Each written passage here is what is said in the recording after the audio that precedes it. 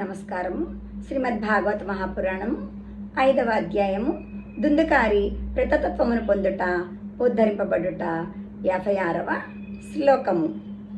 అస్మిన్నై భారతే వర్షే సూరబిర్దేవ సంసది అకథా శ్రావణం పుంసాం నిష్ఫలం జన్మకీర్తితం.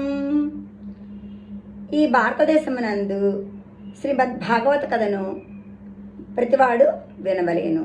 అట్లు ఒకవేళ విననిచో వాని జన్మము వ్యర్థమైనది అని పండితులు దేవతలు ఆ సభయందు ప్రకటించిరి.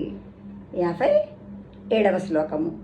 కిం మోహతో రక్షితేన సుపుష్టేన బలీయసా అధ్రువేణ శరీరేణ సుఖశాస్త్ర కథాం వినా.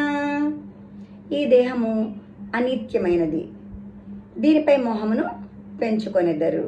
దీనిని బాగుగా లాలించి పోషించి హృష్టపృష్టముగా బలముగా తయారు చేయుట మంచిదే. కానీ శ్రీమద్ భాగవత కథను శ్రవణము చేయకుండా ఏమి చేసినను ఈ శరీరం వలన ఎటువంటి ప్రయోజనము ఉండదు. అట్టి మనిషి యొక్క జన్మము నిష్ఫలము.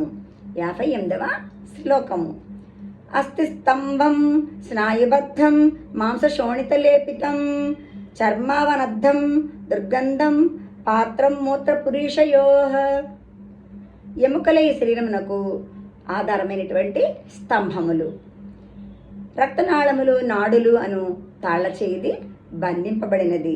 వీటిపై నుండి రక్తము మాంసములతో పైపోతగా నింపబడినది.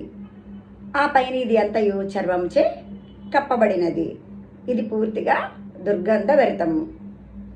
అంతేకాదు మలమూత్రములతో కూడా నిండినటువంటి భాండాగారము.